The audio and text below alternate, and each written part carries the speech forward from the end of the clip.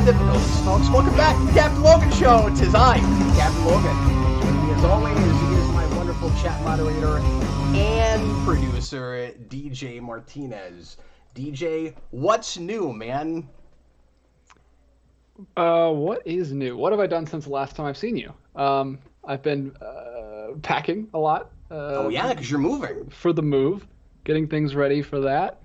And what else have I been doing? I've been severely disappointed by the second half of Miss Marvel because it jumps off a cliff, in my opinion. Oh no, does it really?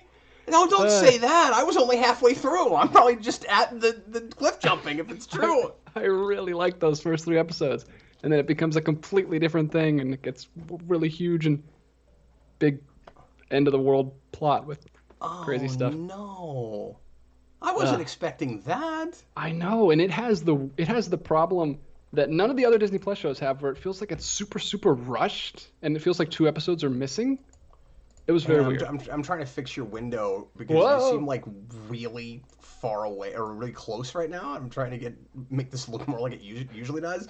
That's a little closer. I don't know. You're still kind of slanty for some reason. I don't know what that's about. Moving my window is giving me a vertigo here.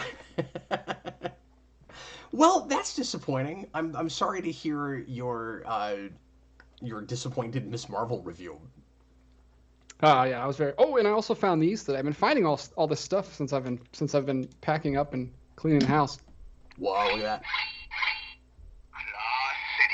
These are my toys from the 90s when I was like 4. I remember that figure. And they still work.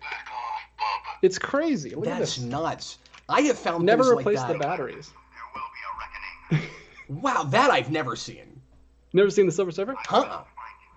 I had a big Venom too, but he's downstairs. He did stop working, but these 2 still work. It's crazy. That's cool. I may have the Venom from that line, and I remember that Wolverine. But yeah, I'd never seen the Silver Surfer. That's really cool. They're huge. I can't even get them in frame. I have found things like that. Yeah, I don't know if that's 10 or even like 12 inches. Like I think it's like 14. They're huge. Those are huge. Are they heavy? Oh no, pretty hollow. It is wild when you find things like that and the batteries still work years later. I've had that with some things too. I used to have my big talking tick was like that, whereas like batteries from 1994, 1995 still work. And I have one of those in box still, but not the one out of box because it got broken at one point. But yeah, that's crazy. They built them to last, man. Yeah, it was 90s, so it was Wolverine, it was Silver Surfer, and it was Venom. What a weird line. 25 years ago, the batteries don't work. That's nuts. Yeah. Well, thanks for showing us those. That's neat. Yeah. My kids were getting a kick out of them earlier today. Other phrases I wish Wolverine said when you press the button include Berserker Barrage and this kid's crying. Do something. Yeah, they're so weird. He says like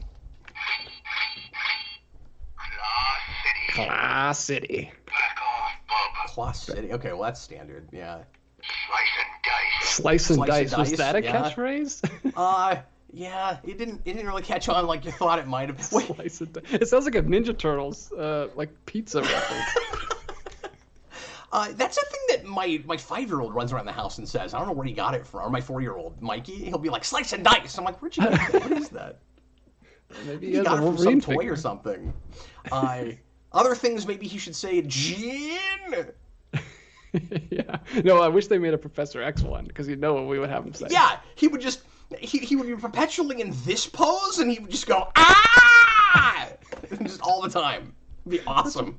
Such a pathetic scream he has. It's so good though. Anyway, welcome back everybody to the show. Thanks for being here. It is Tuesday. We are broadcasting twice a week and stalling for time to make it make sense to broadcast twice a week. No, I'm totally kidding.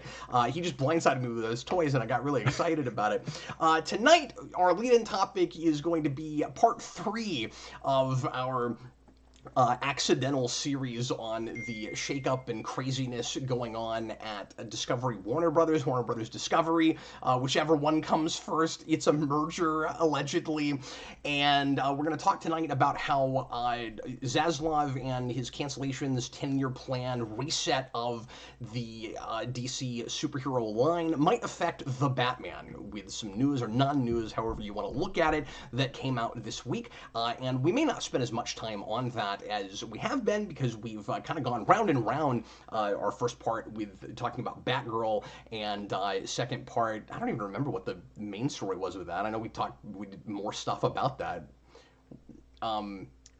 Do you I remember? think it was just the Flash. I think we were. Oh, that's what it was. Yeah, it's all coming back to me now. Yeah, it was. Is the Flash going to actually come out or not? That's right. Yeah. Will Flash stay or will Flash go? That was that show. And tonight it's what will happen to the Batman, to its sequel. We'll talk about that. Some folks left comments earlier and were like, "This is kind of a non-issue. Why are we even talking about this?" It'll make sense if you think that there's no chance that that movie's not coming out when we get into it, because you may be right, but it's not just about that. DJ may have made something of a clickbaity thumbnail for this particular live show, but there is concern from fans, and was, especially when the Batgirl got canceled. Oh God, maybe nothing's safe, and we did talk a lot about that. So people are worried about that, but whether it's possible that this somehow leads to more of the Batman not happening, there is reason to question how it will affect it, and we're going to speculate about that in what the material might look like, as well as when it will come out, even if is not a question. So we'll be talking about that here in just a little bit, but we'll also talk about whatever you folks would like us to, within reason, any pop culture type stuff or anything related to the channel. Feel free to leave comments throughout the show with questions, topics, concerns, complaints, weirdness. There's always weirdness. Leave your comments. You can leave a super chat in any dollar amount. That guarantees that we'll talk about what you want, and we want to thank everybody from the bottom of our Geekvolution-y little hearts for ever doing that. You guys are wonderful, and that helps keep the train running here on Geekvolution. If you want to leave a regular comment, we'll try to get to as many pre-written things as we can, and make sure and tag those at DJ Martinez, at The Welder, at Guy with Cop that drives Cap crazy. I will answer to DJ will answer to any of those things and more. Okay, DJ, it's time for more reading. Are you ready? More articles. Yay! Okay, so this comes from Screen Rant, and I'm just going to read a little bit and then we'll discuss. A new report states that, and by the way, they quote the report is from Variety, that the Batman 2 does not yet have a green light from Warner Brothers Discovery.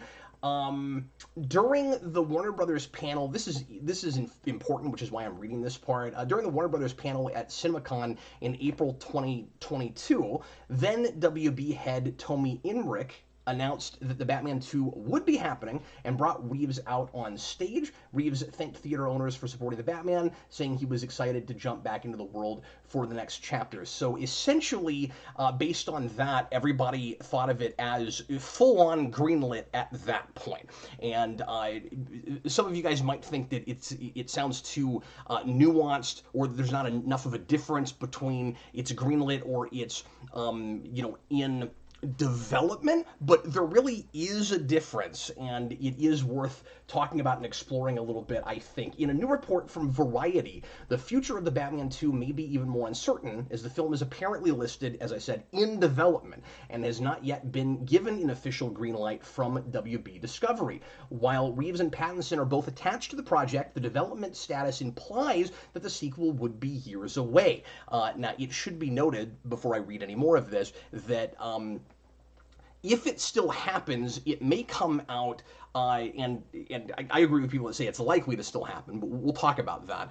It's likely to still happen more or less when it would have anyway, because Reeves had previously stated that it might take 4 or 5 years to make that movie, that he really wants to do it right, and they're not going to rush things. So it is possible that even if it's a while before it gets the green light, if they're able to, if they're still, and I would assume they are, working on, the script and trying to break the story, figure out what the whole thing is going to be, this could ultimately kind of not matter and be a moot point, but Again, I still think it's worth talking about. The Batman 2 joins the growing chorus of films that are listed as in development with no clear picture forward, including Patty Jenkins' Wonder Woman 3, Ta-Nehisi Coates' Superman, Zatanna, Static Shock, and Black Canary. Interesting that last time we talked about all of this, Black Canary was in the list of things still being worked on, and it was weird because that was supposed to be an HBO Max movie, but Zaslav was apparently axing everything that was just for HBO Max because he didn't think that it was worth making those movies and that they should go to the theater because it wasn't worth what little profit you'd get, and he just thinks it's better. He doesn't believe in putting movies just on a streaming service. I think you might have called this, DJ. Because in that show, DJ was like, I bet he just hasn't heard about that one yet. I don't remember saying that. That's hilarious. Yeah, I don't know. Maybe it's early enough in development that they can change course and make it more theatrical worthy to fit his plan. Yeah, maybe so. But I think several of the movies in that list will probably never see the light of day, or if they do, they'll be completely different projects that won't have any of the people attached that were originally. So like maybe someday you'll get a Static Shock movie, but it might not be that one, or like whoever was working on that movie. The Batman is probably a horse of a different color. It probably really is a thing that is in development in the sense that they're not rushing it forward and it doesn't have an official green light, but will eventually end up happening. Here's what I think is going on with all of this. I think that except for things that are farther along in the process, like Joker 2, or things that are already filmed or in the process of filming, besides the things that they've scrapped already that were finished, everything else is probably in the in development pile now officially as they're trying to work out that 10-year plan and figure out what in the world that is. DJ, let me tell you why I thought it was worth even bringing this up. Not just because you sent it to me and I just do whatever you say. I wanted to talk about this for a couple of reasons. First of all, I think this does tell us something about about how Zaslav is moving forward, and what that 10-year plan might look like. And I don't think that they've got all their ducks in a row. I think this is part of that, where it's like, well, step one, don't work on any of this other stuff because we want to do the Feige thing and have our big epic 10-year plan, and have our own shared universe if it ends up being a shared universe, because we're still not even 100% sure about that and how other sorts of projects might fit in that don't fit into a continuity. But one thing I suggested the first week we talked about this was that a new shared DC universe could come out of the Batman, and I think this tells us that's probably not going to happen. Yeah, that's probably a good call. I wasn't even thinking about that. Unless the idea ends up being we'll have other movies and we won't make it clear where they fall, like what universe they're in, but then eventually we can just rope it all together where we keep it really ambiguous. And that may be smart of them, honestly. But if they're wanting to do things more like Marvel, which Zaslav is basically, I mean, he name dropped those guys. Like he's like, they seem to have the right strategy moving forward, so we want to do that whole thing. Like he just said the names of those executives. I don't know how smart that was. I don't know how smart any of this is in what we're learning. You know what I mean? Like, I don't know how smart it is to officially ungreenlight the Batman. Like, the Batman 2. Whether it's definitely happening or not. Like, maybe they're like, no, don't worry. We're definitely making this movie. But don't let anybody know about it. I don't know. And I'm not saying that they, like, officially announced it or whatever. Like, this might be one of those leak things. I don't know how Variety got it. But, like, yeah. What is the difference? Just, like, let people think it's greenlit. So that I think that's one of those things where you're better off maybe disappointing people later on and just letting them think that project is still happening, even if you haven't decided for sure yet what exactly is happening with it. Just because people are already so angry with you over Batgirl and everything else. Maybe not Wonder Twins. Maybe nobody's upset with them about Wonder Twins, but somebody is. But you see what I'm saying. My guess is, again, unless it turns out that they make things and then they later on backdoor go, okay, this is all in the Batman continuity, and we just won't see another one of those until a couple 3 years after the first thing in their 10-year plan, whatever that ends up looking like. Because it's also hard to say if that 10-year plan starts after movies they're currently making. You know, like, is Joker 2 part of that whole thing? Or does that mean, no, shared universe after some of these other things come out? Like, nobody knows. And it's real premature to speculate about some of that, I realize. But I'm just suggesting that chances are this means that the Batman is not, like, the universe moving forward. Which means that either, if I'm right, that either they'll have a shared universe and the Batman will be a separate thing, like I suggested at one point they might do, or the outside chance that they really aren't going to continue to make any more of those movies. But so because I like I said, I got some messages from people earlier today that said things like, well, all that means is they need a script first and then they'll greenlight it. And it's like, yeah, but it had a green light. That's what's weird about this, right? Is that they basically had greenlit it and now it doesn't have that. And at the very least, it's got people concerned. It's a weird thing to do officially. So the only reason I have any concern about this at all, because Zaslav pointed to the Batman, along with Dune, I think, as the kinds of projects that Warner's needs to be making moving forward. He keeps making a big deal out of very vaguely quality.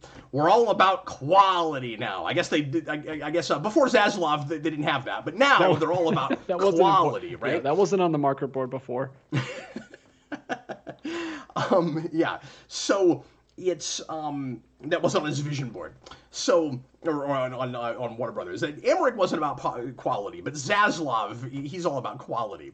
So the only reason that I think there's any reason to be concerned at all is that shakeup in power structure, is the fact that people have talked seriously about walking over choices Zaslav has been making, and I don't think that Warner Brothers would axe Batman 2 like straight up. I think that there's every potential that or there is at least some potential that movie either gets made but not the way it would have, because Reeves can't work with that guy or doesn't like what he's doing and walks, or because Reeves walks and then or it just doesn't get made because Reeves walks and then they go, well, if he's not going to make it, I guess we're just not going to have that particular franchise.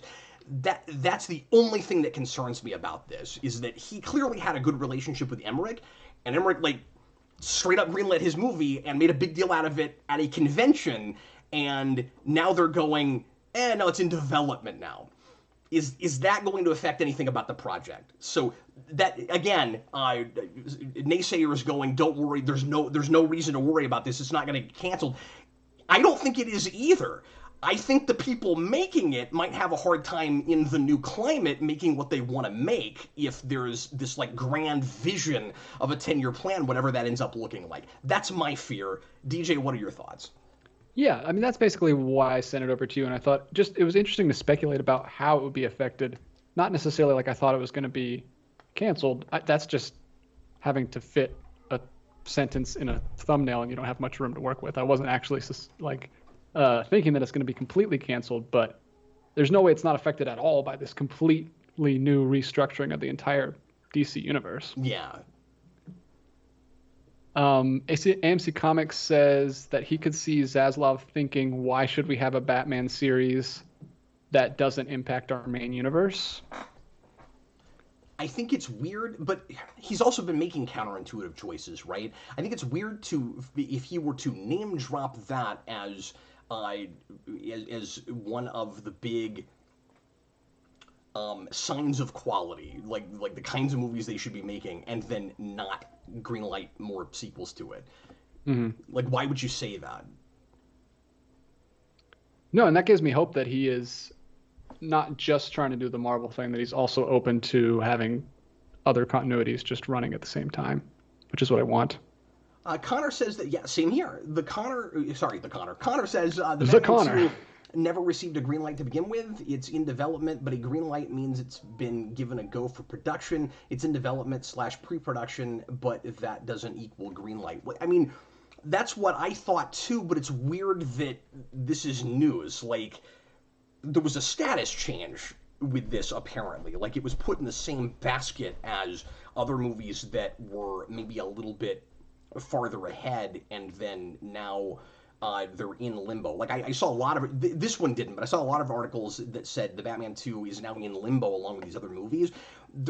And I don't know how true that is. Like, there's a lot of kind of semantics and use of language that's confusing people, and nobody's 100% sure what to take from it. So I wonder if, and I don't know what the source was. Like, Variety reported on it, but I don't know if it was just some insider that once again can't.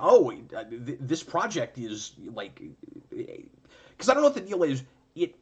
We expected it would get a green light by now, or it hasn't yet, but you hear about this with projects all the time where, like, a week before the movie even comes out or right after the movie comes out, like, they've given this movie the green light. Well, it doesn't have a script yet, but that usually just means when I hear that phrase used that way, like, Connor, you're right, like, it's not the right terminology, but when it gets bandied about like that, usually it seems to mean fast-tracked. Like, they're going to make sure that it comes out as soon as humanly possible because the iron is hot and the last one seems to be doing well and people are excited about it, so we need to hurry up and get that out. And again, if they leave Reeves alone and let him just make his movie, then it doesn't really matter how quickly it's officially greenlit if he's taking his time developing story and all of that.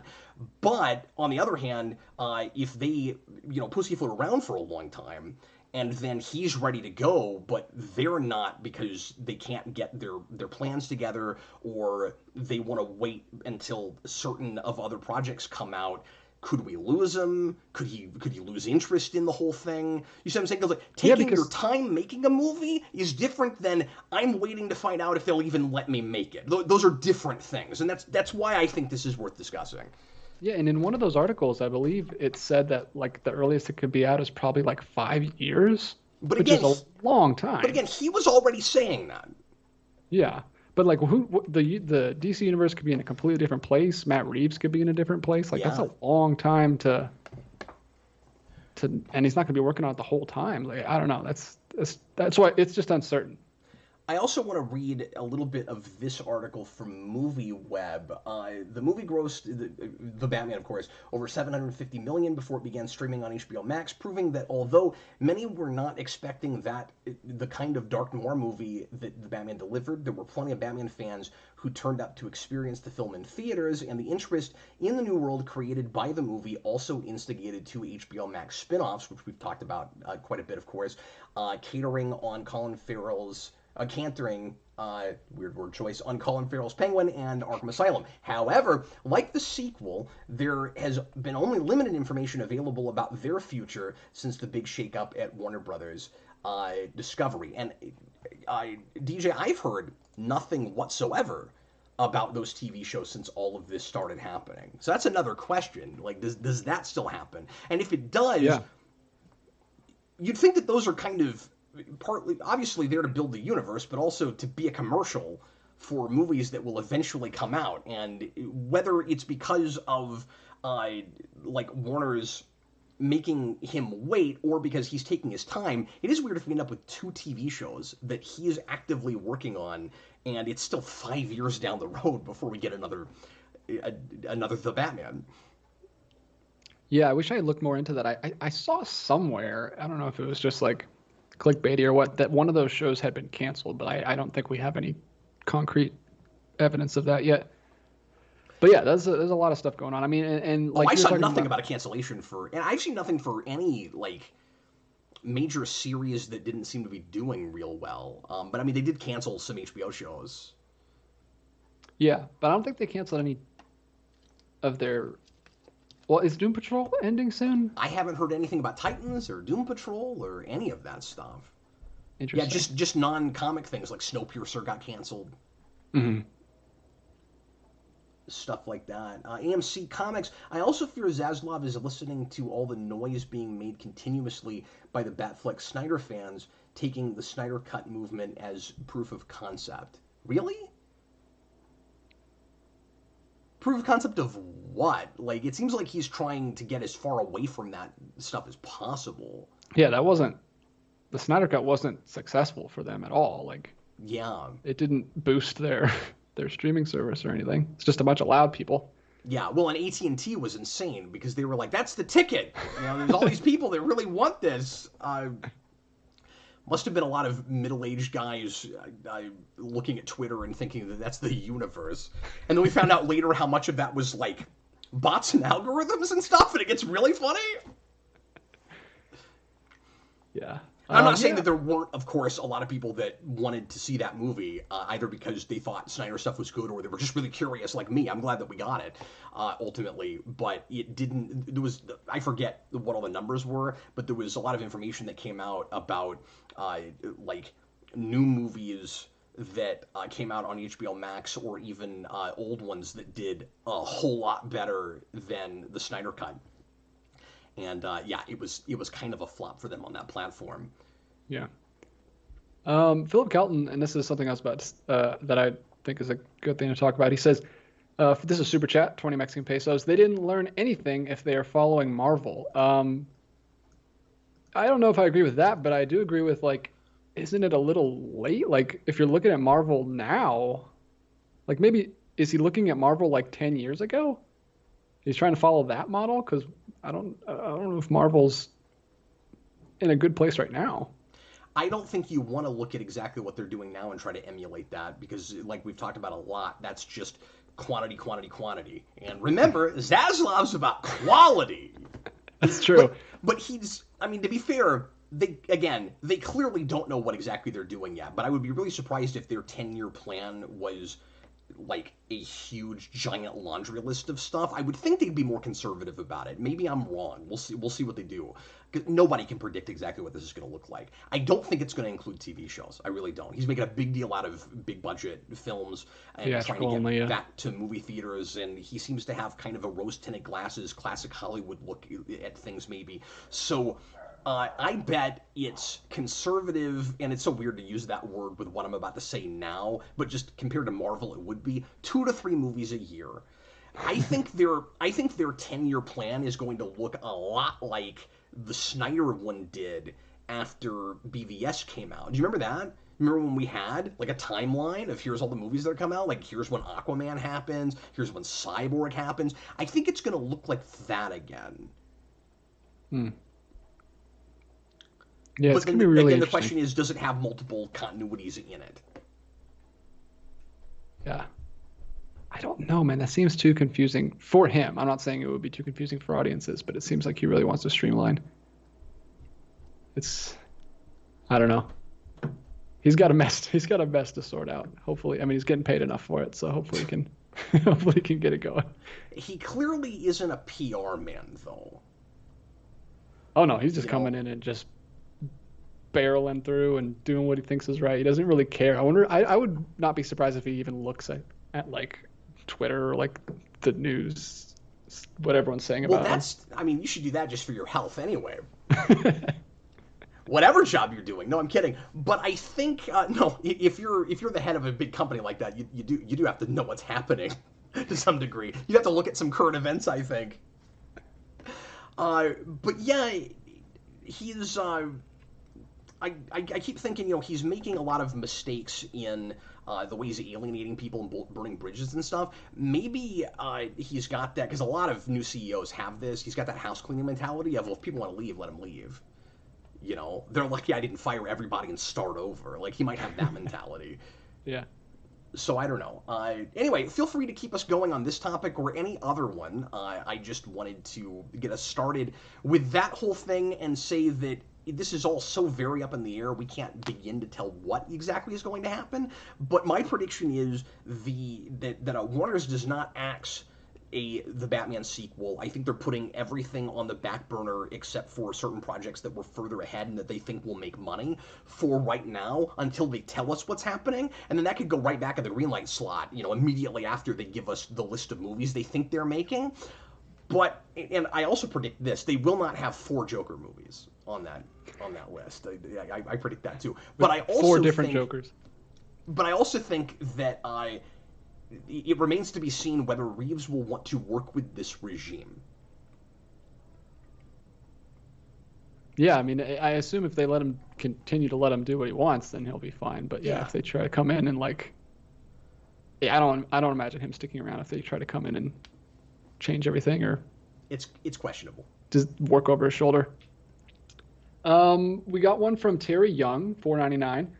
Would WBD... Let me stop you for just a second. Philip Kelton says there were a few super chats before mine, by the way. So we don't do everything in order. DJ throws out super chats very often based on what we're talking about, and just he's the moderator. He chooses the order. So if we get to the end of the show and we missed things as we're trying to end, please let us know about it. But be patient with us, because if your super chat doesn't come up in order, it's because DJ's got a plan, and it's not a 10-year plan, and it's not like a whole reboot reset thing, okay? Like, he's in the current Geekvolution continuity right now, which is not quite as shot to hell as the DCEU, and he is going to get it done within the next hour and a half.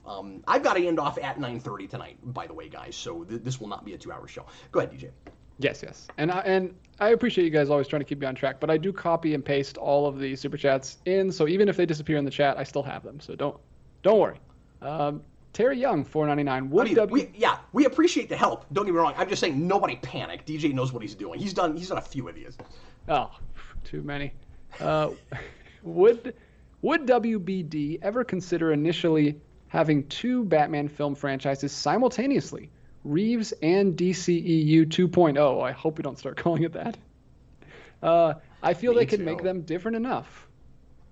I agree with you. I hope so. I don't want to, as I always say, be a hypocrite, because I have been complaining a lot about oversaturation lately. But when you have a lot of things and the quality is real high with everything, and everything's really good, and you can just pick and choose, and you don't feel like you have to see everything to appreciate one of them, then I certainly, of course, don't mind there being a lot thrown at us. And Vince and I, years and years ago, used to say, back in what we thought was the onslaught of superhero movies, but turns out to be, compared to now, like the Dark Ages, or not even the Dark Ages, like there were good things happening, but it was a baby period for superhero movies. We, like, just after Dark Knight, we used to say that it would be really cool if Warner's wasn't stuck with just one Batman franchise, or even necessarily of any character that's popular enough to support more, but especially Batman, because it's versatile and there's so many different ways to do it. So why can't you have our point was always, why can't you have a lighter hearted Batman franchise for families that's PG-13?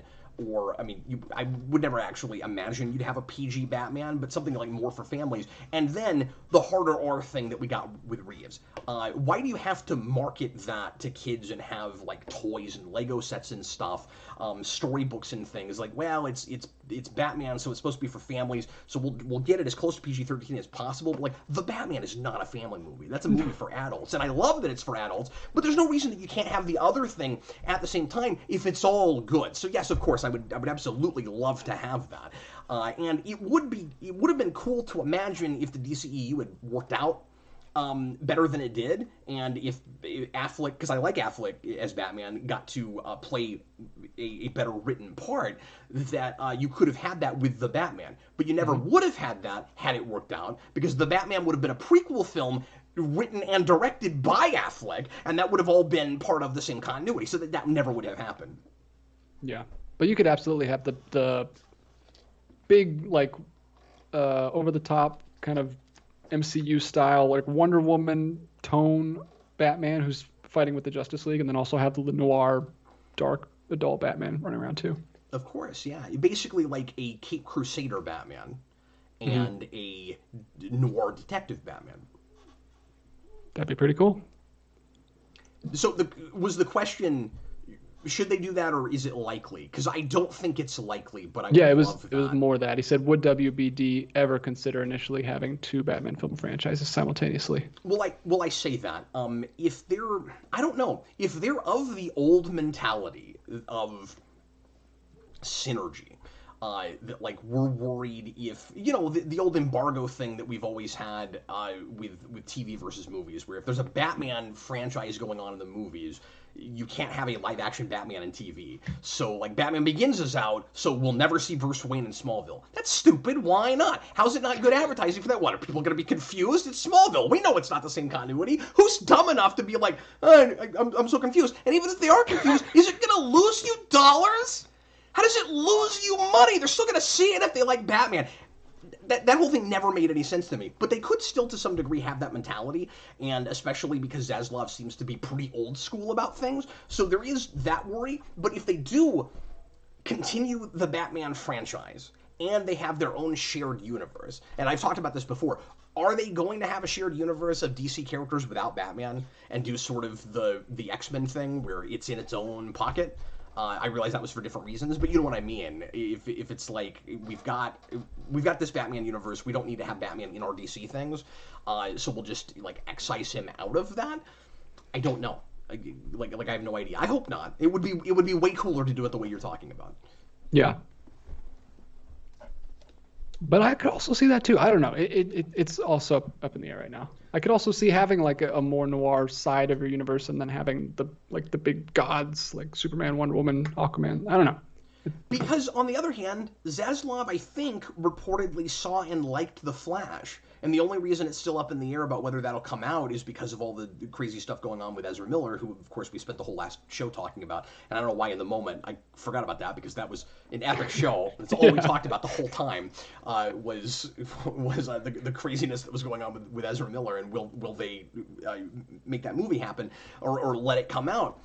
But also keep in mind that if that comes out, we will have that, and we were going to have it more moving forward, where they were, regardless of when the Batman 2 would come out, we would know that, well, that was popular, they're going to make another one, so there's this ongoing franchise, and with TV shows on HBO Max, no less, there's this ongoing franchise that's in this other continuity, but then you have this whole multiverse thing with Tim Burton's Batman, and with, or I should say Michael Keaton Batman, and with Affleck also having cameos in things reportedly. And so if that all happened, you would have had actually several Batman all at the same time in movies. So we almost had that precedent set under the last regime with Emmerich and those guys. So I don't know. There's that to consider as well. So many Batmans. Batman. So little time. Strike that, reverse it. Terry Young, $4.99, just put in another one. Just as a fan, I still want a successful DCEU like Marvel, seeing the relationship between Superman and Nightwing, or Lex and the Joker teaming up. Yeah, you might think that I would have more of an investment in that than I do right now. And for me personally, I think some of it is just because I was never huge into the DC universe as a continuity like I was Marvel. So when I was growing up, my whole thing was always, if you asked me, and you guys have heard me say this before probably, but if you would ask me, like, are you more of a DC guy or a Marvel guy, I always said Batman. And for DC, my favorite character is Batman, and the rest of it, besides some Superman stuff, I could kind of take or leave. And there were stories that I really liked, but I wasn't invested in that as a universe. Marvel, I couldn't pick a favorite character. That was entirely about the universe. I just liked that world. And so I'm fine either way. Like, because I love the DC animated universe, but that's because the continuity with that is so naturally developed and evolved that it makes me love that particular universe. But I still don't have to have that for DC necessarily. So right now I'm just like, baby steps. Step one, like, make movies that with characters that I'm invested in, and then if eventually we get to step 2 where they start crossing, that's cool. Or, as I've said before, if you do a Justice League in the first place that I love, and then you kind of have your shared universe already that you can then, you know, springboard off of with different characters that have their own solo films, that's also totally fine. But I don't care yet about a full-on DCEU, especially because I was so burned by the last one. Like, it doesn't matter to me right now. I'm taking it all case by case, each movie on its own. I'm not watching, like, Shazam going, if only, you know, he was crossing with all these other characters. Like, I don't care. If only Black Adam was there. Did you see that ridiculous... Okay, but that is weird. And we didn't talk about this, but there was an article that was like, there are no plans at all for Shazam and Black Adam to be in a movie together, which is weird. But also Warner Brothers has no idea what they're doing, so there's no plans for anything. Of course not. Did you see that article that came out? I should have sent it to you.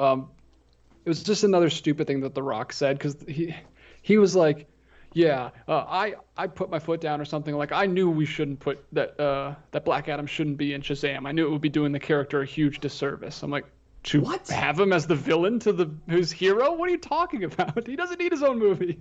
It was so weird. Everything he says about Black Adam is just like, do you know the character you're playing? I've never seen anybody more out of touch. I've never seen anybody more obsessed with a project that doesn't understand the material at all. It's insane. Because usually when something strays that far away from source material, the people involved aren't like... It's not like an insane passion project. It's like, how can we tweak this so that people will care? You know what I mean? No, it's like the people on Power Rangers being like, telling the script writer, why are you taking this so seriously? It's Power Rangers. Like, that's usually what it is. Not someone so headstrong and passionate running off in the wrong direction. I don't know or else he's just excited to have a superhero movie and doesn't care what it is. I hope the next news about Dwayne Johnson with Black Adam is that he's writing a Black Adam comic, because I want to read that. What would that look like? What does he think that character is? I don't know. He just thinks he should punch Superman in the face. Let me see. Where are we? Okay. So funny. Another one kind of about the topic. Senior Sticks, $5. Now that Ezra Miller apologized, will the Flash die, as he was the only interesting part of the production, as they're yet to have a trailer? Is he saying that he did apologize? Yeah, I saw that today. I did not see that news. He came out, apologized. He said he was dealing with a lot of mental issues and he's getting help now. Clearly. It was just like a quick statement. Okay. Yeah, I mean, I wonder if Ezra Miller was, like, asked to do that by the studio, or... Because, like, it's been a long time, but who knows? I mean, I'm not there, I'm no judgment against anybody. Like, who knows what's going on with that? But, anyway. But what was the question? If the Flash will like the movie, or... I don't know. He says, now that Ezra Miller apologized, will the Flash die? I don't know what that means, but the question...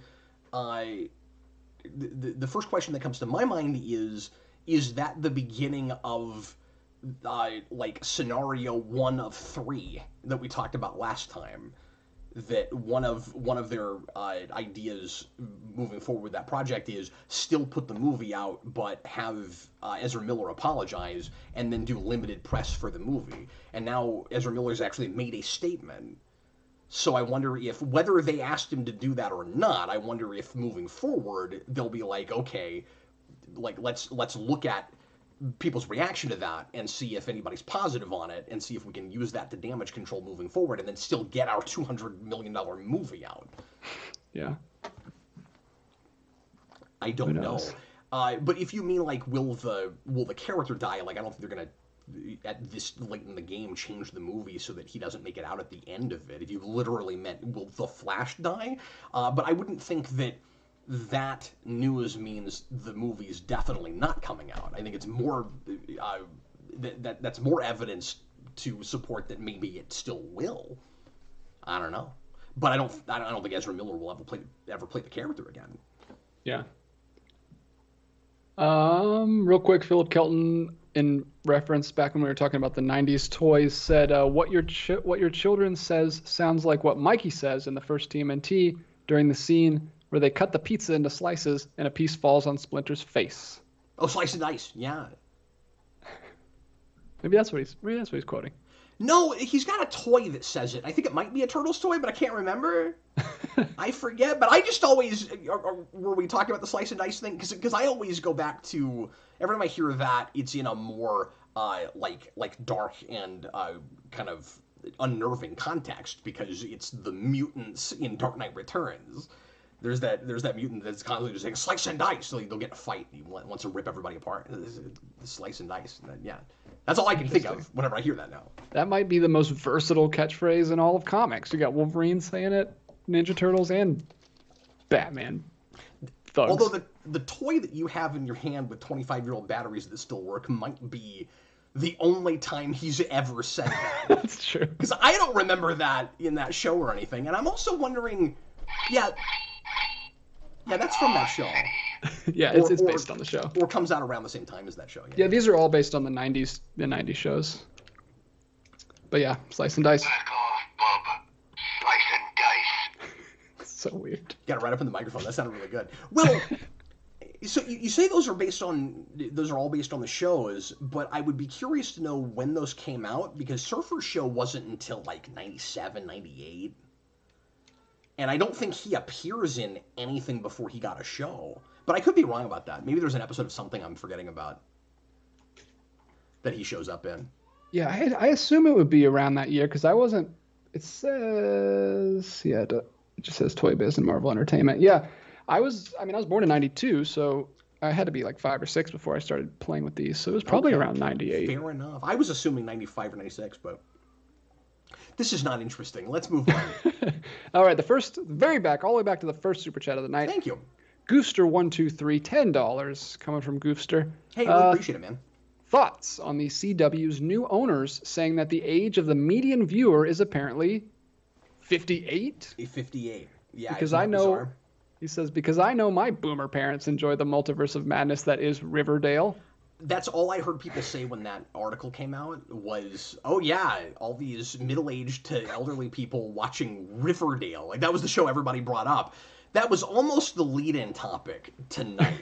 And I went with this because it was, we've already done 2 parts on it, and I knew we'd have quite a bit to say, but I figured this would probably come up. So what I want to do right now, DJ, is take a look at the ratings for the last couple of years of both scripted and unscripted shows. So this is from tvseriesfinale.com. Yeah, there's a whole website for that.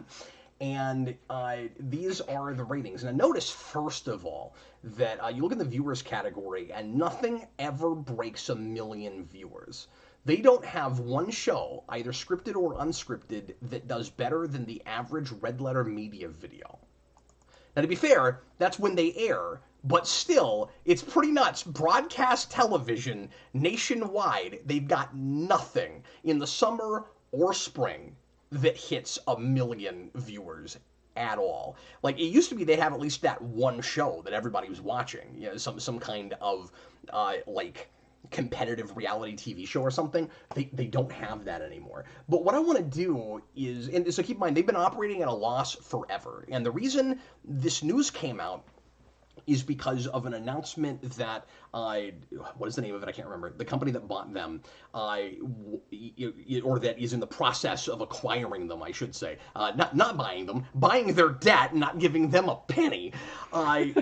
They've come out and said, hey, look, the CW's average demographic was 58 years old. We have to shift the content and make something that those people would want to watch, and start leaning away from scripted television, which certainly makes sense for them. And I'm sure it'll be a channel filled with stuff that neither of us would ever care about. But they also were, somebody help me out, I just can't remember the name of that company right now. They also made a big deal out of how confident they were because no other network operates at a loss. Like, that doesn't happen. The only reason they operated at a loss and were able to for so long, as we've talked about before, is because they had a contract with Netflix. So that's where their money was coming from. They would broadcast things nobody watched and then put them on Netflix, where allegedly more people actually paid attention to them. And that's where DJ the disconnect is. So I think that's just, we'll look at these shows in a minute. I think that's just an obscured kind of number, the demographic of 58. What it really means is nobody was watching them, right? Like the average was 58. But that's not like a bunch of 58-year-olds or 60, 70-year-olds show up on a weekly basis and are looking at the shows that they thought they were making for like teenagers and early 20-somethings. All it means is they were making shows that broadcast, and the numbers are skewed because they were getting like 200,000 to 500,000 people is all they were getting watching their shows, and so they don't have a clear demographic. That's why it's 58, I think, where it's like, okay, they had a few people looking at it, and some of them were 17 and some of them were 58. Now, I don't know why. Although 58's the medium, so that means there have to be people well above that to bring the average up. But it's broadcast television. That's about the median for broadcast people watching broadcast TV now. Like, kids aren't paying attention to TV. They're looking at the internet. Yeah. I'm just trying to imagine one 70-year-old in the world who watches Riverdale. Like, that blows the mind if there is, like, 10. So, if you're wondering, well, how could the mean age watching CW with all of their superhero shows and stuff be 58? The people that were actually watching those shows weren't watching them broadcast. They were watching them later on Netflix.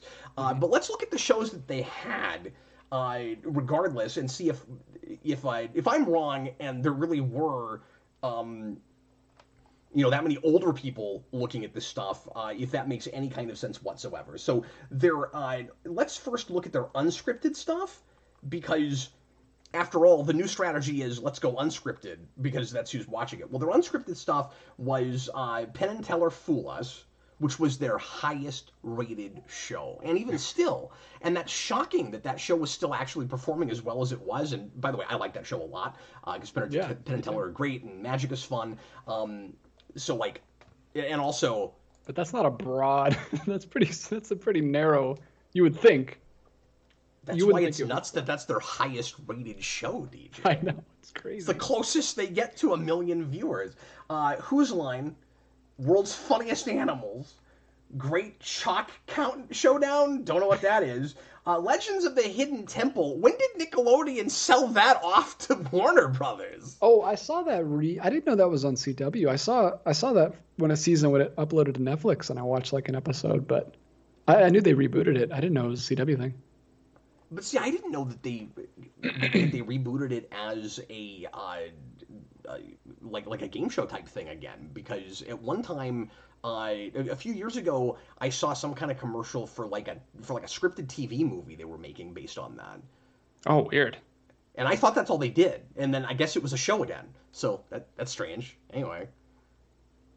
Yeah, it was like older people. It was like an outside game though. It didn't have the cool temple set. But anyway, that's stupid. Now I'm looking back at this and expecting to see like, Wild and Crazy Kids or something. Masters of Illusion. Wait, really? They had 2 magic shows? Something called Would I Lie to You and something called March. Okay. And then their scripted stuff, a lot of this you guys will know about, but like none of it sounds like things except for maybe like Walker, like the Walker Texas Ranger reboot. Like very few of these seem like things that 58 and above are probably watching. All American was their highest rated show. I don't know what that is. At all. And then, well, I say that was their highest rated. It's at the number 1 slot, but its viewership was, sorry, I'm just looking at this, was 0.5. And then Superman and Lois had 0.8. Well, I'm glad, so I don't really understand that, but I'm glad to know that the highest scripted rated show on CW, even though it still isn't doing what it should be doing, was Superman and Lois. So at least that's the cream rising to the top compared to their other shows. That's cool. But that's only because HBO Max was essentially making that show and then just broadcasting it first on the CW. And then it was Flash, and then Walker, All-American Homecoming, so I guess it had a spin-off, Legends of Tomorrow, which has been canceled, of course. Batwoman. Naomi, I thought didn't even broadcast. I thought that got canceled before it had a chance to get broadcast. That's what I had heard, but this has numbers. Weird. So I don't know. Maybe it was canceled before they put any of it out. I don't know. But anyway, so yeah, that's all. That's all hilarious. Yeah, it's all very depressing. So all I'm saying is when they go, oh, well, our demographic is 58 years old, so we've got to really pivot what we're making. In some ways, I agree. They really do need to change the kinds of content that's being put on that channel. But I also don't know how many people are really actually paying attention to the CW. You know what I mean? Like, they're going to have to really work hard to come up with a draw. Yeah, all they had was superheroes. Yeah, that was I think it's just a skewed demographic. What they were. That's very strange. Robert Wild says, Cap reads numbers. That's the show, guys. Welcome back to Cap reads numbers. I'm Cap, and here are the numbers.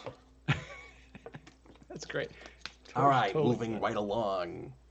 All right, what do we got? Senior Sticks, $2. Murdoch plus Resurrection Man equals the ultimate Catholic. Oh, yeah, that's interesting. I haven't read Resurrection Man in a long time, and I've got to like go back into my mental file cabinet and try to remember how like religion is played in that book. Did he say Resurrection Man? Yeah. God, I assume crazy. he's just making a joke because of Resurrection. It's crazy. I'm not the only person that remembers Resurrection Man. Occasionally, somebody will be like, "Oh yeah, Cap likes that." I've never reviewed any Resurrection Man, but I've mentioned before that I like that book. At some point, I should do that. But yeah, all I can say is you're right, and it would be cool to see an amalgamated Resurrection Man that's Matt Murdock. Like Matt Murdock, instead of Daredevil, is Resurrection Man. So instead of being blind and having the powers that he has, he just keeps getting killed and coming back to life with a different superpower. But everything else about Matt Murdock is exactly the way it always was. It's just now he dies and comes back to life and gets different superpowers. That would be super cool. And as much as I like that guy, I can't remember his name right now. Is it Mitch? Resurrection Man. Mitch Murdock. Obviously, I like Matt Murdock more than that character, and it would be pretty darn cool if he was Resurrection Man in something. That's a neat idea. All right, Connor Nielsen, $4.99. Dagon Spear. Oh, were we wrong about this all along? Cap, Superman, and Lois isn't funded by HBO Max according to its showrunner, as far as I remember reading. If that's the case, then one of two things happened. Either they got an insane amount of money somehow, thinking, well, maybe more people will watch a Superman show than anything else we're making, so we shouldn't phone it in this time. Or they got the same budget, and those people are competent.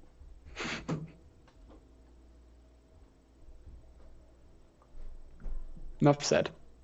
I want to read more numbers, but I don't have any, so let's move on.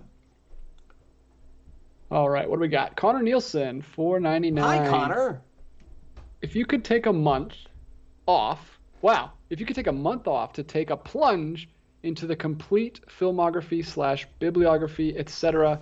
of a filmmaker / author / etc., whose over would you select? Good word choice, first of all. This is a wonderful question.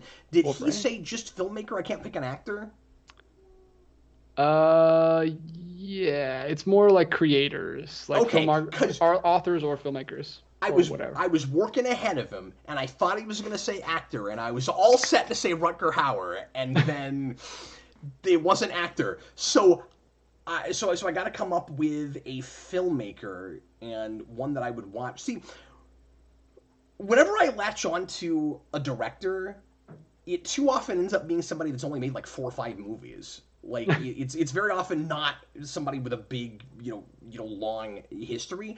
I feel like I should do it with Scorsese, just because so many of those movies come up a lot, and people will ask me about them, and there's a lot of the connections all over Hollywood with other movies that you'd make if you saw all of those, and they're real influential and stuff, obviously. So I guess I would say that just for the sake of homework, just for education. But as far as like, directors I really love that I'd like to look at everything they've made, I'm having a hard time coming up with anybody that just doesn't have like a real small repertoire. So I'd have to think about it. So I guess Scorsese at the moment is my answer. I know why Connor is asking this.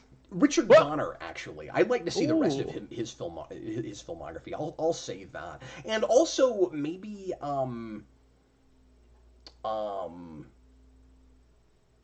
I can't think of his name. What were you gonna say? I was just gonna say I know why Connor is asking this because he and his brother are watching through all 31 films of Ingmar Bergman this month. Wow. Which is insane, and they're insane people. Yeah. But that's what he's been doing. I think if I had to, just based on what I've bought recently, I would like to go through Buster Keaton because I have recently acquired all of Buster Keaton's films on Blu-ray. Did he direct his own films? Because I thought we weren't talking about actors. Well, Connor in the chat said Rutger Hauer is an awesome pick, so I think it's accepted. Oh, okay. Well, that's my pick, but if it has to be a filmmaker, then I'm going with Donner. Yes.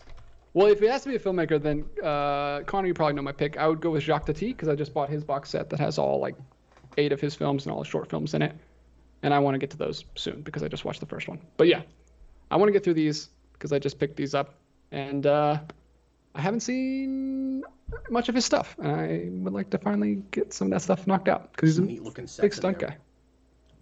Yeah, they're crazy. This is Kino Lorber putting these out. Very pleased with those. Yeah, that's awesome. But yeah, great question, Connor. And great answer, sir. Lots of answers. You threw out 3. He only paid for 1, but you threw out 3. That's the kind of wonderful host you are. I kind of want to do Schumacher because he's like the most hit and miss director ever. Like there's so much like amazing stuff in his filmography, and then other things you're like, I don't know what you were thinking. But yeah. Yeah, I also want to watch Eric Romer's stuff because I just got a box set of his stuff. Philip Kelton, 50 Mexican pesos. What are you talking? Black Adam is going to be about country politics. Shazam is about a kid and his adopted family fighting a worm. Yeah, but one of them is I can't decide if he's like joking or taking up for that movie right now and for Dwayne Johnson. I'm not sure, but one of these, regardless of the fact that each of them would tell different kinds of stories. One is the villain, the classically the arch nemesis of the other. So it's just really weird if they never show up on screen together. But if you're joking, I appreciate your sarcasm. Yeah, we gotta answer both ways because text is sometimes hard to infer. Ian Chandler, $5. Hey Cap, tried out Sandman on Netflix yet? Not yet, but I want to. I've been working on something else that I'm going to announce here in a couple minutes. I would wait to the end of the show, but I'm going to forget it, so I'll announce it here in a minute. But anyway, I'm sorry, go ahead. I want to check that out too. It looks interesting. Yeah. He says it lost some of the cool DC connections, unfortunately, but it's not bad so far. That's to be expected, and that's fine because if it's not already in, I think, and that's having not really read Sandman, but that seems like the kind of thing where if it had to be too rooted in the continuity, it would get potentially confused or bogged down because now you have yet another kind of DC shared universe that may or may not spin off into other things. So I totally get why they would, especially with the DCEU being what it is, and if they don't want to rope it into the stuff that, because it's a Netflix thing, if they can't rope it into what HBO Max is doing, I can totally see why they would want to excise it from the rest of that stuff. I could totally see a Sandman that was set in the same continuity as Titans and Doom Patrol, because Doom Patrol especially has, and it's so weird that those are the same continuity because one of them is pretty good and the other one is, what I've seen of it, is awful, but they're in, they cross over, they're in the same universe. But Doom Patrol has a lot of surrealistic stuff, and it gets kind of dreamweavy too, and so I can kind of see why you would want to put those together. But if you can't put it with Doom Patrol, I totally get why you wouldn't put it with anything. But if that had been made on Max, I guarantee you it would have been in the same continuity as Doom Patrol. Yeah, that's interesting. See, I kind of prefer it like that. Like, I know when Legion was out, a lot of people were like, come on, when's Professor X going to show up? Let Professor X show up. I'm like, I'm enjoying Legion. Just let it be its own thing. I don't need it to be all tied in. Well, the only reason, but I get that people wanted that because that's not just like, let's come up with some way for it to all connect. It's like that's the main character's dad. So I can see why people wanted to see that happen. Even if it was like another actor or something, it is kind of weird to. And I haven't seen all of that, but it seems to me to be kind of odd to be like, we're gonna have the show about Professor X's son, and then you never see his dad, like in any iteration. It's kind of weird, but yeah. And it almost happened apparently. Yeah, I don't know. I stopped. I dropped off like early in season 2, so I didn't keep going with it, so I don't know what they did. But real quick, we haven't picked a time, so this is tentative. But Sunday afternoon, sometime I'll give you a more specific hour soon. Connor and I are going to, if all goes according to plan anyway, go ahead and do a spoiler cast on the whole first season of Invincible. I did a request on that a little while ago, a couple 3 weeks ago, and was enjoying it and decided to go ahead and finish watching it. And I finished it today, and if I have time, I'm going to rewatch at least some of those episodes before Sunday. But I have done a watch of that, and it's going to be really interesting to talk about.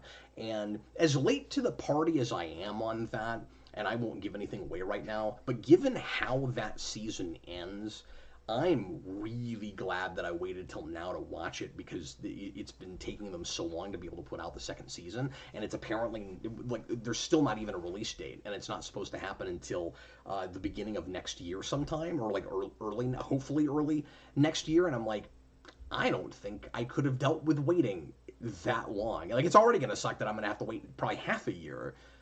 Like, good Lord, how long's that been out? Like, at least 6 months? It's been a year? Like, it feels like a long time because everyone's talking about it so much. Yeah. Everyone was talking about it so much. So anyway, that's on Sunday. So if you haven't, it's 8 episodes. If you haven't seen that or you haven't seen it in a while, that gives you time to take a look at it, and I'll try to remember to post about it. But anyway, so Connor and I are going to talk about that. Austin isn't going to have time to watch it and join us, so he talked about the first 2 episodes. Connor hasn't weighed in on that at all yet, so he and I are going to do that this weekend. Connor watching TV? What's World coming to? Claudio. Yeah, I know. It was crazy that I was able to get him to do that. Yeah. I had to threaten his family, but he's going to be there. Okay, it's all coming together. Claudio Miron, $10. Canadian. Let me address this real quick, because Blue Dragon 5 has brought this up before. He says, why didn't Cap just cover all of it in the first place? Because it was a request. And I mentioned this before. When people do requests, they can ask for the pilot of a show, and I'll usually watch the very next episode also. That's what I have time to do on a weekly basis when people request stuff. So I couldn't take all weekend. I was working on other things. I was working on rewinds and stuff to talk about that. So that's us sampling things. And yes, we're long-winded, and we'll do an hour or more on things a lot of the time now. Part of that's because of the live format. But then, if I really like a thing and I can find the time, sometimes I'll come back and do all of it. But I don't commit to those things right away because of all the other things I'm doing. So I'm doing it now because I wanted to keep watching it, and I did that, and now I'm excited to talk about it. So that's the reason for that. Anyway, moving right along. Got one more super chat from Claudio Miron. Should characters face consequences for their actions if their actions were clearly out of character? Like Peter Parker's deal with Mephisto, or arguably Wanda's No More Mutants, both Quesada mandates. That's really interesting. At that point, I'm okay with full-on retconning and pretending like it never happened with things like that. And generally speaking, I don't really care for that, but I feel like this is a weird way to put this, and I've never thought about this before and articulated this, DJ, but I feel like when somebody acts that out of character, like with One More Day, that sort of example, I don't know about Wanda, but that kind of example, it's almost like a backwards retcon, right? It's almost like you retconned moving forward, because it doesn't seem plausible. It doesn't fit with everything else that's there. So a retcon is a direct This is like a geek slang. A retcon is a direct contradiction of history in a continuity of a thing that has happened already. Somebody acting out of character is a lot like a retcon in that it contradicts everything we've established already about who this person is and how they would respond to things. So at that point, it seems like all you can really do is hit a reset button. And so, like, I don't need, and it gets sticky because not everybody can always agree on what doesn't work and what does. And if somebody is invested in a thing that, you know, a lot of the rest of us think was a huge misstep and should never have happened, it's going to be hard to convince everybody to go that way. But if it's just really difficult to build on it after that, then especially it's easier in comics than in a lot of other media because you have writers that come on and want to do their own thing anyway. So very often there's kind of reset buttons that happen in the first place and kind of, you know, soft reboots all over the place, even at Marvel.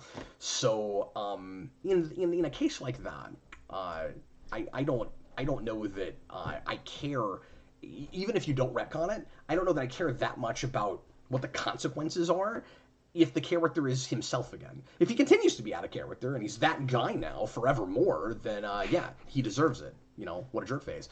But, you know, at the end of the day, it's a writer's fault, not the character's, you know? So, what do you think about that? No, I agree. If your head do a stupid thing, don't like ruin the rest of the character's stuff just because of that dumb decision that was made. Like, just move on and write good stuff. Oh, Connor says we do Invincible. You release my brother. Yeah, I mean, I'll think about it. You got to release them so they can get through their insane 31 one-day-a-movie month of madness. Oh yeah, I don't know how he's even going to have time to yeah, how are you watching Invincible? How are you watching Invincible? I didn't know you were doing that. Sorry, I didn't mean to step on you. That is crazy, sir. All right. He's a madman. How many more Super Chats do we have? I was just about to say we've completed the Super Chats. Oh, excellent. Okay. I've got about 10 more minutes before I need to go ahead and finish off today. And, of course, we should be able to go longer on Thursday if we need to. But it seems like this runtime is about right for the crowd we've got this evening. So thank you guys so much for participating. I hope that you have had a good time so far.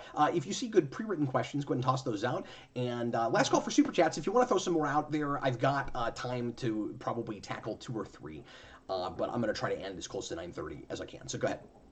All right. Well, I only had a few at the beginning of the show from Daniel Davis. So if you have some, go ahead and put some questions in the chat, and I'll get to them if we have time. Daniel Davis. Yeah.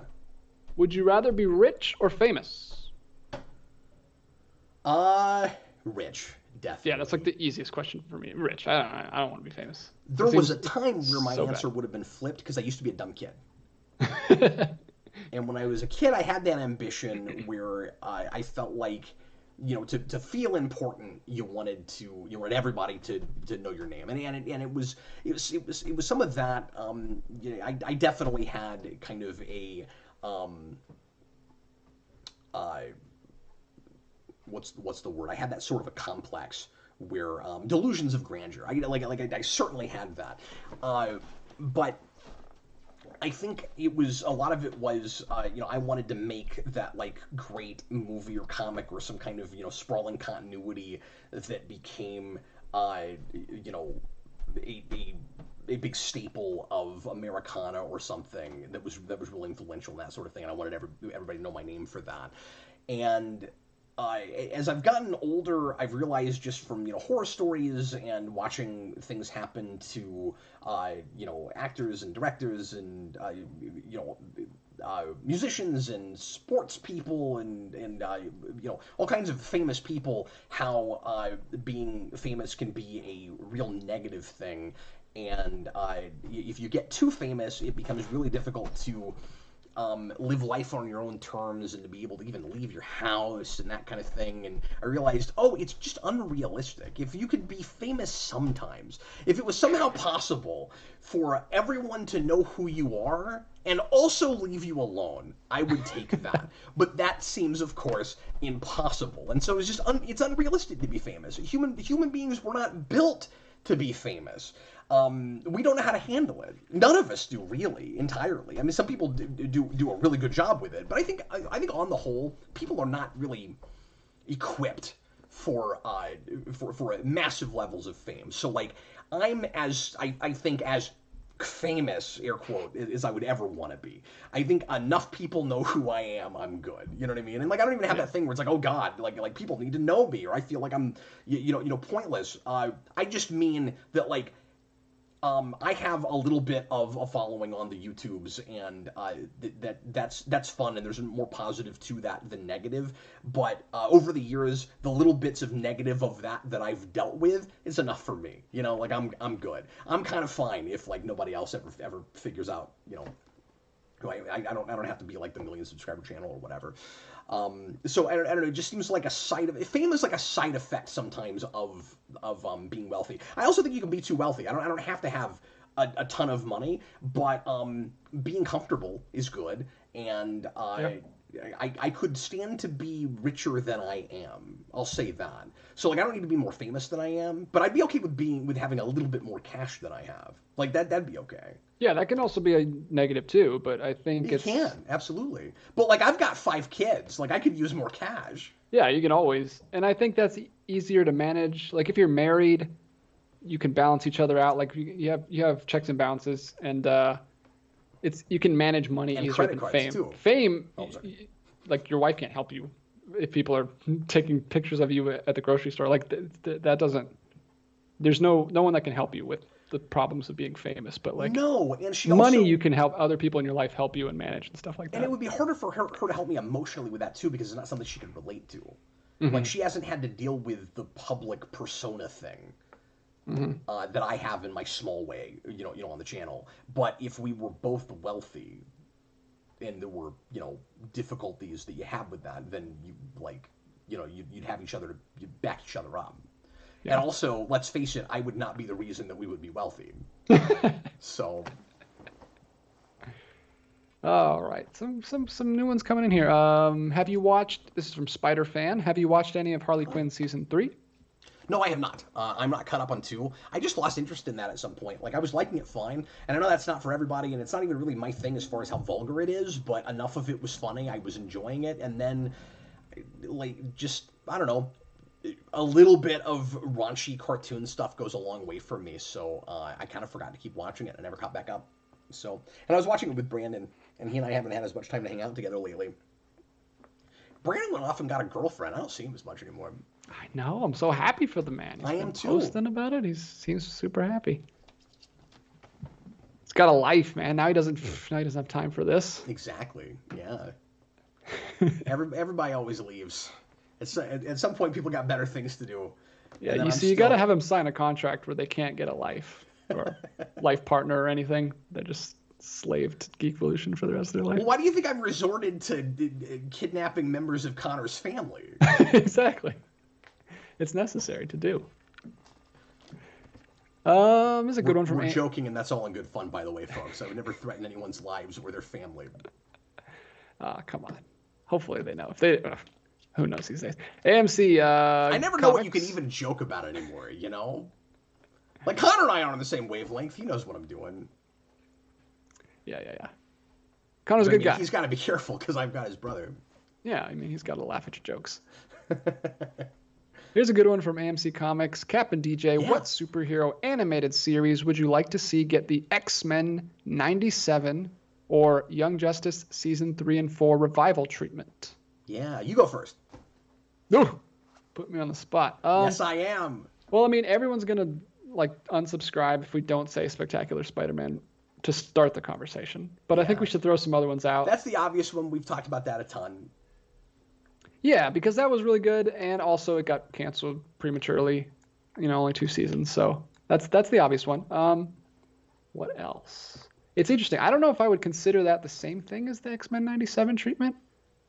I guess it has been a long time now. It was like 2006. Well, when you compare it to Young Justice, also, it's just a matter of like the same. All that treatment means is it's the same people that worked on it coming back and making another season, and that's really all it is, right? Yeah. It doesn't have to be a certain age necessarily, because obviously X-Men's a lot older than Young Justice was when it got canceled. Yeah. I guess that's why you put both of them, because they are slightly different things, but either one counts. Because I mean I would like to see what a Spider-Man show would look like now.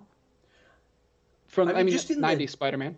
Yeah, me too. Well, since we're doing it with X-Men, I think it would be really fun to see that happen with Spider-Man, especially because I think that I can't remember his name right off. I think that showrunner is crazier now. And I would love to see him write more of that. And I know a lot of people want that. It's like, what happened to Mary Jane and all that. Like, yeah, it would be fun to bring that back. But like this has been happening, of course, because we're bringing everything back. So this has been happening with cartoon shows. Beavis and Butthead just had this. Like lots of things are getting brought back. I would like. I guess that doesn't really count. I was gonna say I would like a Spider-Man 2099 show that was like a sequel to. Like the actual sequel to the 90s Spider-Man show, not Spider-Man Unlimited. What we got, that was like that'd be awesome. Yeah, and what Unlimited should have been. Yeah, because it felt sort of like 2099. It was like on another planet of beast people, and it wasn't really futuristic, but it felt like it because I think it had like flying cars and stuff, and it was and the art style looked very 2099, but it wasn't that. And I was like, weird. Why? I don't know why. Why wasn't it like just this... and we had a different Spider-Man voice actor and the whole cast was different. Why didn't you just have a Miguel O'Hara? Like, I don't know. I love that answer. You're right. It's wrong, but it's really good. I like that a lot. Okay, so two things come to my mind for the actual treatments of the kinds of things you're talking about. The first one's Gargoyles. And both of these are because they're things that didn't end great and didn't have real good, later seasons. So, like, I think you could come back and do better Gargoyles. I also would like to see this for Batman Beyond because that was a show that wasn't canceled prematurely. It just sort of ran out of steam, and the last season is not as good as the first two. And there's good episodes in it, but once it stopped being serialized, it wasn't as great. That was a show that had a really good balance of serialized and kind of one-and-done episodes. And it was weird that they did kind of the inverse of what Justice League Unlimited did, where Unlimited ends with like a 13-episode arc. Like it becomes super arcy. You can't watch one episode without the others. And Beyond starts with kind of, an overarching story, but a lot of singular episodes in the first season. It gets more serialized in the second. In the third, they kind of abandon all that. It gets a little bit lamer.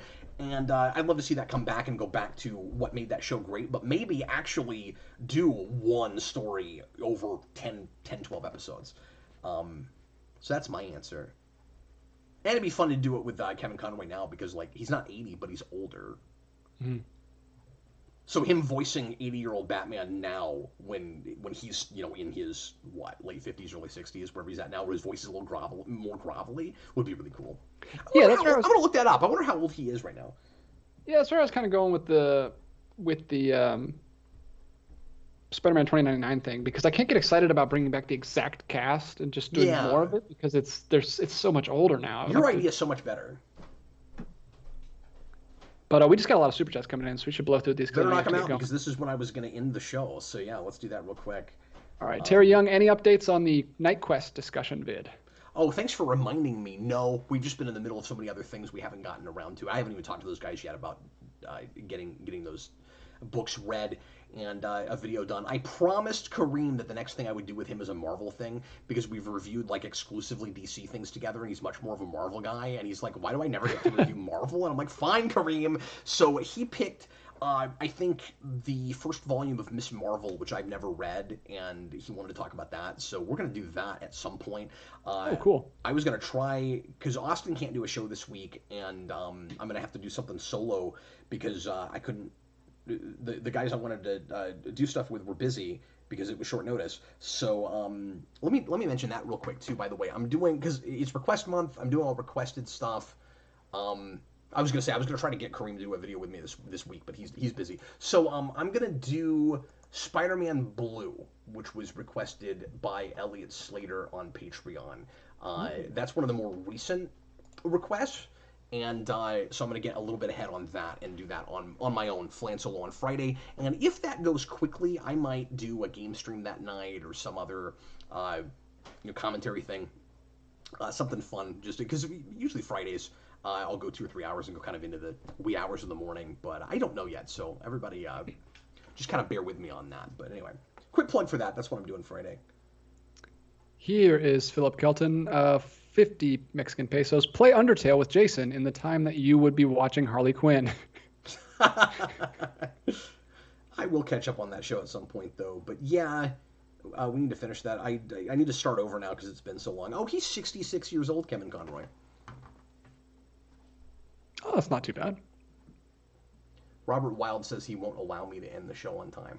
Well, that's not cool because I've got a family that wants to see me sometimes, and that makes it okay for me to break the law. How many more super chats do we have now? Just two quick ones. They're not even. Let's knock these out. Let's do it. Yeah, Robert Wilde. This is what he was referring to. The threats made by Captain Logan do not reflect the thoughts of the Captain Logan show. That's just so weird though, because like, it's all me. It's like the show does not condone the thing that the guy who created the show and has no. I mean, I have a producer, but it's not like he writes my checks. Yeah, I don't write your scripts for you. Or my scripts. Yeah, he goes off book. He's just. Yeah. Wild man.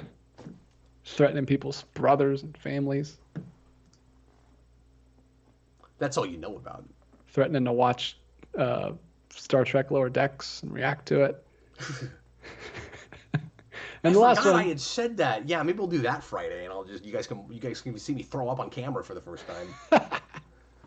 Oh, there you go. I'm glad I brought it back up. Announcing things. Philip Kelton, last one, 20 Mexican pesos. MJ got eaten by cyborg dinosaur from outer space. It would be really funny if the new like decades later sequel to that show opened with we finally found MJ. Yeah, she's dead. She doesn't come back. She's not married to Peter. They're not living together. It's not like the very next thing that Howie goes and finds her and we have an adventure with them. It's just that's her shirt because she got eaten by a dinosaur from outer space. No, it wouldn't be that's MJ's cowboy boots. That's those boots. It's her yellow sweater that she wears year-round. Does not matter what the weather is. Okay, everybody, that's going to do it for us tonight. Thanks a lot for participating. Thanks for all the support, guys. Just watching or leave the super chats if you did that. You guys are all just wonderful. Thanks for making it make any kind of sense to do this twice a week. I have been wanting to do this forever, and I'm really glad that it's kind of viable right now. Please excuse my plumbing. Dylan the Villain put in a $5 super chat. I will read that really quick, and then we're going to finish out. He says, the actor who played Jonathan in Superman and Lois was fired today. Oh, what? Gosh. For not making the actor return date, and will be recast. That stinks. Thoughts. That does stink. I think he's a good actor. Wow. That's nuts. I've never heard that happen. That might be a Thursday show. Well, I don't know that if I have anything more to say than what? That's sad. That stinks. That's sad. Yeah. Opening topic. That sucks. Moving on. Well, and I'm not caught up on that show, so I hesitate to say too much about Superman and Lois right now, but that's another thing that I want to talk about some more at some point. Anyway, I'm going to go ahead and get going. DJ and I are going to get going, but thanks so much, everybody, for watching, and thanks for all of the information and chatting with us about information that we had already. I learn a lot on this show. And we'll see you again Thursday night at 8 Central for another one. No idea what the lead-in topic is yet. It will probably be given to us Thursday morning. That's usually what happens. Anyway, we'll see you again real soon. DJ, thanks so much as always for modding and for all of your insights. I really appreciate you, buddy. It was awesome. Thanks for having me. Bye, guys.